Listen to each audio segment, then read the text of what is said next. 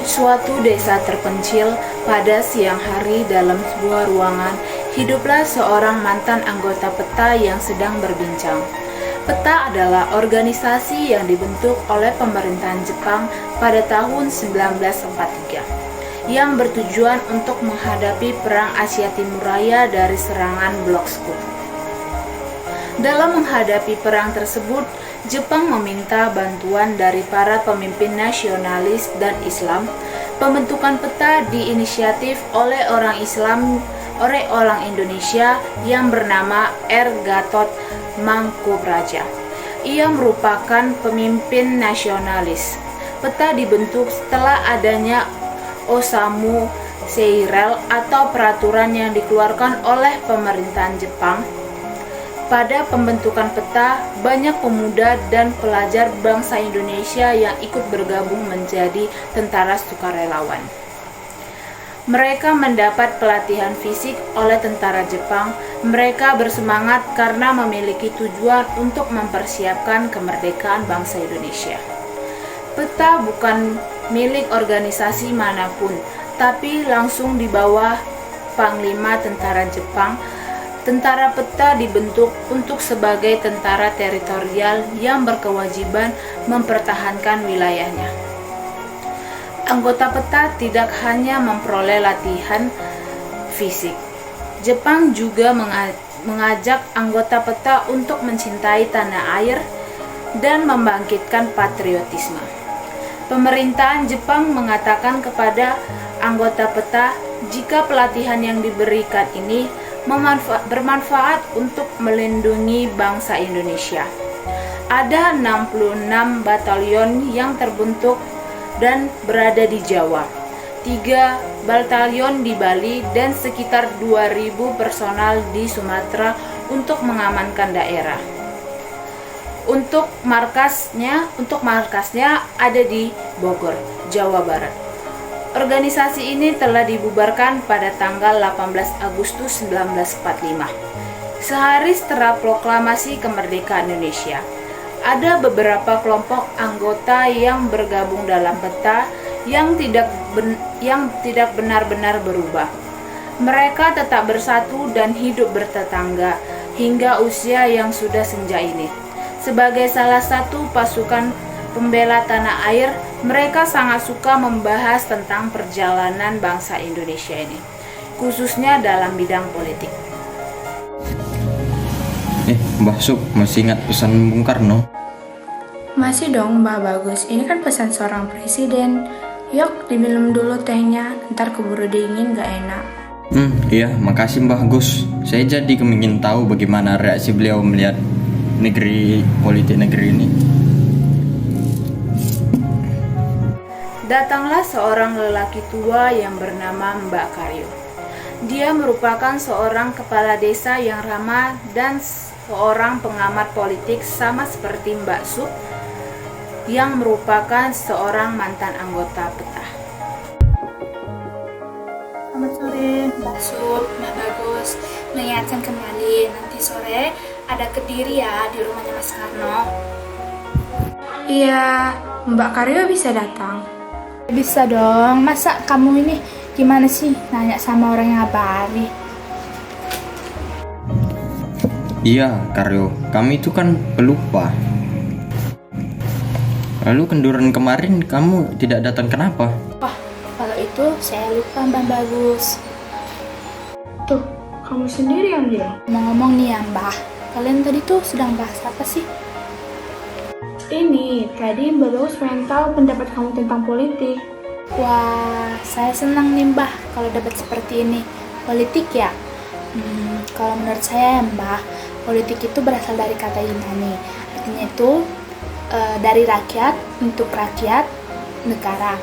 Dan itu politik juga suatu kebijakan yang baik. Sudah. Mulai pinter nih. Lah, memangnya saya salah? Tidak salah, Mbak Karyo. Benar. Cuman kan yang ditanya bukan artinya, apalagi asal-usulnya. Yang ditanyakan Mbak Bagus itu, bagaimana pendapat kamu tentang politik sekarang? Makanya dicermati dulu pertanyaannya. Oh begitu. Kalau Kalau menurut saya nih ya Mbah, politik negara ini baik-baik saja. Politik itu kan artinya bijaksana. Jadi orang-orang yang berpolitik itu harus bijaksana dong Mbah. Contohnya Mbah Karyo? Contohnya itu waktu pemilihan lomba, yang banyak partai-partainya itu Mbah. Bahkan orang-orang partai itu sangat perhatian pada masyarakat kecil. Saya aja nih ya Mbah, dikasih 3 amplop yang isinya 300. Saya terima dong. Nah lumayan kan? Nah, kalau menurut Mbak Bagus, politik di negeri ini bagaimana? Kalau menurut saya politik zaman sekarang itu mirip Mbah Karyo. Loh, kok bisa? Mohon maaf ya Mbak Bagus, tapi kamu itu seperti tidak biasanya kepada saya. Biasanya gimana maksudnya Mbah? Itu, biasanya kan Mbak Bagus itu cuek terhadap saya, tidak seperti biasanya. Hehehehe. Saya itu belum selesai ngomongnya, sudah nyocos aja kalian. Maksud saya itu begini loh. Politik itu seperti Mbah Karyo, keminter dan pelupa. Oh alah, sudah, tidak usah berantem. Baca berita pagi tadi tidak? Itu loh berita ricuh di DPR. Saya baca Mbah. Saya baca itu bawaannya emosi saja. Kata mereka rakyat. Tetapi kenyataannya mereka hanya buat kepentingan sendiri saja. Saya merasa sebagai orang tua kok mereka keras kepala seperti itu ya. Kalau saya bilang generasi dari pemimpin ini banyak yang dari generasi pemimpin politik yang hanya mementingkan pendapat mereka sendiri dan melakukan korupsi untuk kepentingan dan merugikan warga dan negara. Apa mereka pikir negara ini punya mereka? Lupa mereka kalau kita masih hidup. Wah, saya setuju sih Mbah. Kalau itu, saya juga setuju. Setuju apa ya? Yang mana? Yang itu Mbah, yang suka melakukan korupsi kan? Iya Mbah. Kalau pelupa maksudnya apa? Politik sekarang itu pelupa. Politikus itu sudah lupa dengan politik mereka, dan masyarakat pun sudah banyak yang tidak percaya dengan politikus. Politik sekarang sudah lupa mana yang benar, mana yang salah. Ya karena itu tadi, korupsi itu cuman mereka itu melakukan korupsi hanya untuk kepentingan mereka sendiri. Adanya cuman bagi-bagi kepentingan. Lihat aja tuh koalisi yang di DPR. Mereka lupa bahwa mereka itu yang di sana yang sebagai pelayan masyarakat. Saya salut Mbah Sup sama kamu. Sudah di usia seperti ini, kamu masih bisa mengingat pesan Bung Karno. Sup, emangnya kamu lupa sama pesannya Bung Karno? Tentu saja saya masih ingat. Tadi sore kan udah di SMS. Tapi saya bingung HP saya ditaruh di mana. Masih di pelantaran rumah Mbak Sup, ketika Mbak Sup, Mbak Karyo, dan Mbak Bagus sedang asik bercakap-cakapan, datanglah Mas Karyo. Mbah, ada kabar duka cita. Siapa? Mas Karno yang meninggal. Itu, Mbah Yadi. Lah, meninggalnya kenapa Mas Karyo? Orang kemarin saya jumpa masih sehat-sehat aja kok. Tadi katanya bunuh diri, tertabrak kereta Mbah Sup. Walah, bunuh diri kenapa?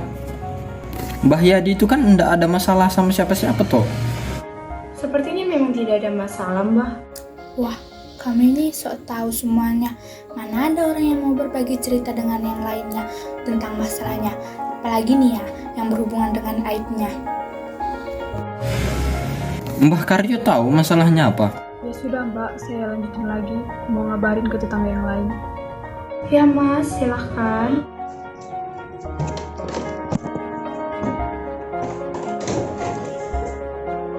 Halo Mbak, sudah tahu kabar duka cita hari ini?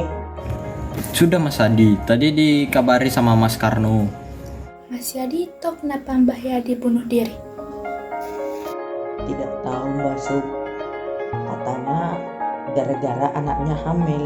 Hamil sama siapa Mas Yadi? Wah, saya kurang tahu. Wah, jangan-jangan. Jangan apa Mbah? Jadi Mbah, saya tidak mau seujon. Kalau begitu, saya akan mengabari warga-warga yang lain ya.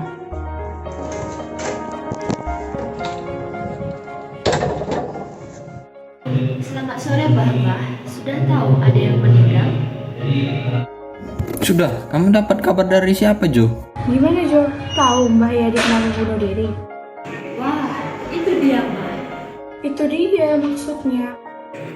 Mbah Yadi juga sempat berbicara dengan saya sebelum meninggal. Emang apa Jo masalahnya? Diam dulu Do. Toh Mbah Karyo. Sepertinya Mbah Yadi kan tidak ada masalah Jo. Loh, kok bingung? Mbah Yadi ngomong apa?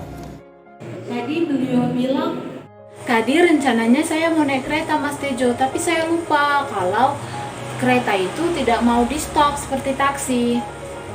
Oh, berarti pelupa itu bahaya nggih, Mbah. Iya Mbak Karyo, saya setuju. Keesokan paginya, Mbak Karyo, Mbak Sup, Mbak Bagus, Mbak Tejo, dan Mbak Karno datang ke tempat meninggalnya Mbah Yadi.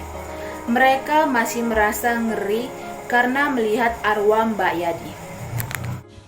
Mbah, aku merasa ngeri melihat arwahnya Mbah Yadi. Apa kalian tidak? Iya, aku juga merasa ngeri nih. Apalagi awalnya tiba-tiba di depan kita lagi. Kalian itu ngomongin apa sih? Gak tahu ini bos, Yusuf sama Karya bukannya didoakan malah diomongin. Bisa muncul loh Sup. Yo arwahnya kalau kalian bicarain, mendingan kalian diam. Hehehe. Datanglah Mbak Karno menghampiri para mbah yang sedang mengobrol. Para mbah, apa kalian tidak kembali ke tempat masing-masing? Kita sudah bisa kembali ke tempat masing-masing. Bagaimana kita bersama kembali ke tempat masing-masing? Iya, mari Mbah. Keesokan paginya, masyarakat di desa tersebut berkumpul karena suatu hal, termasuk para mbah. Mereka dan masyarakat dan para mbah sedang memahami suatu hal tentang politik. Selamat pagi untuk para warga sekalian. Saya selaku Ketua RT ingin memberitahu kalian bahwa sekarang sedang dilakukan acara debat politik dengan kampung warga sebelah. Topik dalam debat politik ini sesuai dengan selera orang yang akan berdebat. Debat politik ini akan dilakukan pada 3 hari mendatang di kampung warga sebelah. Jika ada yang ingin bertanya, saya persilahkan. Dan jika ada yang ingin mendaftarkan, saya silahkan juga pada hari ini juga. Karyo, setiap komplek dapat berapa orang? Setiap kelompok itu terdiri dari 3 orang, Mbah Bagus. Baiklah, jika tidak ada yang ingin bertanya, saya akan tutup pengumuman ini. Sekian dan terima kasih untuk perhatian para warga. Selamat pagi. Setelah memberitahu hal tersebut, Mbak Karyo selaku Ketua RT melakukan kegiatan mengelilingi desa untuk melihat warganya di tengah mengelilingi desa. Karyo didatangi oleh Mbak Sup, Bagus, dan Karno untuk acara debat. Mereka berbincang sambil mengelilingi desa. saya, Mbah Suf, dan Mbah Bagus ingin ikut dalam acara debat politik di rumah sebelah. Dan Karno akan menjadi pemandu acara tersebut. Bagaimana? Baiklah, saya akan memberitahu RT sebelah. Sebelum itu, apa kalian sudah membuat topik mengenai debat ini? Bagaimana jika topiknya demokrasi Indonesia? Bagus, kalau topik itu. Baiklah, topik itu saja. Baiklah, sampai jumpa 3 hari ke depan. Kalau begitu, kalian harus membuat bahan untuk debat kalian ini. Iya Mbah. 3 hari kemudian, acara debat politik pun dilakukan di desa sebelah. Dengan disaksikan 2 warga dari desa berbeda dan 2 kelompok yang akan berdebat dari 2 desa yang berbeda yang bersahabatan. Selamat pagi Mbak Bagus dan Mbak Karno. Selamat pagi, Sob. Selamat pagi juga, Sup. Bagaimana persiapan debat kalian pada hari ini? Apakah sudah siap? Sudah, Sob. Saya sudah menyiapkan bahan topik kita hari ini. Wah, bagus sekali Gus. Lalu bagaimana dengan Mbak Karno? Saya juga sudah menguasai bahan topik kita hari ini, Sup. Nah, karena semua sudah mempersiapkan bahan dan menguasai topik, maka saya harapkan di sini kita semua dapat bekerja sama dengan baik. Pastinya, Sob. Baik, Sup. Hai teman-teman, bagaimana kesiapan kita dalam acara debat hari ini? Hai Tejo, saya sudah mempersiapkan dengan matang materi debat kita hari ini. Saya sangat senang dengan kerjasama yang sudah kita lakukan, dan saya harap dalam kerjasama ini kita bisa memberikan yang terbaik. Baiklah Tejo. Pagi ini acara debat pun segera dilaksanakan, tepatnya pada pukul 9 pagi di desa sebelah. Mbak Karyo selaku ketua RT langsung mengumpulkan para partisipan yang akan mengikuti acara debat mengenai demokrasi Indonesia tersebut. Selamat pagi, salam sejahtera untuk kita semua. Baiklah, langsung saja kita mulai acara debat kita ini. Saya harap kalian yang mengikuti lomba ini sudah mempersiapkan yang terbaik. Selamat pagi Pak. Selamat pagi Pak, pastinya sudah Pak. Baiklah, langsung saja saya persilahkan untuk kelompok 1 duduk di sebelah kanan saya dan untuk kelompok 2 itu duduk di sebelah kiri saya. Baik Pak. Baik, yang pertama membuka acara debat ini adalah kelompok Basub, yaitu kelompok 1. Waktu dan tempat saya persilahkan. Baiklah, terima kasih Mbak Karyo atas kesempatannya. Di sini saya selaku moderator ingin memberikan pandangan saya mengenai tentang demokrasi di Indonesia. Dan mengenai tentang demokrasi di Indonesia saat ini, apalagi di masa pandemi ini kan pemerintah selalu banyak mengupayakan berbagai macam hasil untuk memperbaiki perekonomian di Indonesia. Salah satunya melakukan tebang pilih. Nah, hasilnya itu kan tentunya menguntungkan bagi mereka saja, tidak menguntungkan bagi masyarakat. Itu seperti itulah contoh yang saya bisa dapatkan. Jika ada pendapat yang kurang setuju atau setuju, bisa disampaikan kembali. Terima kasih. Baiklah, saya sebagai moderator dari kelompok 2 akan mengkritik sedikit dari pandangan Mbak. Waktu dan tempat saya persilakan kepada Mbak Tejo. Baik, terima kasih atas kesempatannya. Tadi kan Basuk mengatakan bahwa demokrasi saat ini melemah, dan itu diakibatkan karena adanya pandemi.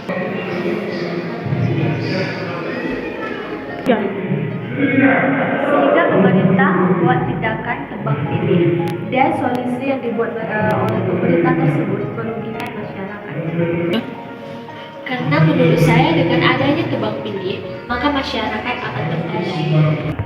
Salah satu contohnya yang sudah dilakukan pemerintah yaitu Omnibus Law.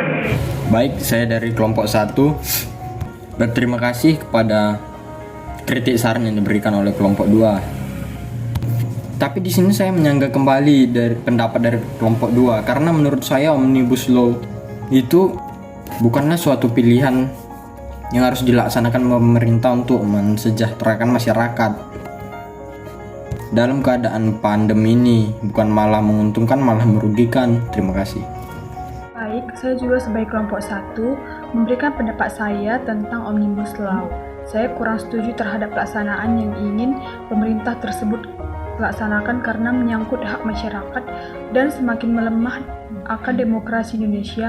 Baiklah, sekian pendapat dari kelompok 1. Kami persilahkan untuk kelompok 2 memberikan pendapatnya kembali. Terima kasih. Baik, setelah kami mendengar pandangan yang dengan cukup baik dari kelompok 1, maka kami simpulkan bahwa tidak selamanya Omnibus Law itu merugikan masyarakat, tetapi ada juga yang menguntungkan. Nah, mulai dari situ saya tidak setuju mengenai tentang Omnibus Law ini, karena sangat tinggi resikonya bagi hak masyarakat. Di lain pengertian, demokrasi ini kan untuk melindungi hak masyarakat dan pilihan masyarakat. Bukan begitu Pak RT? Betul sekali tuh Mbak Sub. Baiklah, sekian debat kami pada hari ini. Kami kelompok 1 mengucapkan terima kasih atas kalian yang sudah berpartisipasi. Terima kasih. Baiklah, kami dari kelompok 2 juga mengucapkan terima kasih dan kami kembalikan kepada Pak Karyo untuk menilai siapa pemenang dari acara debat ini.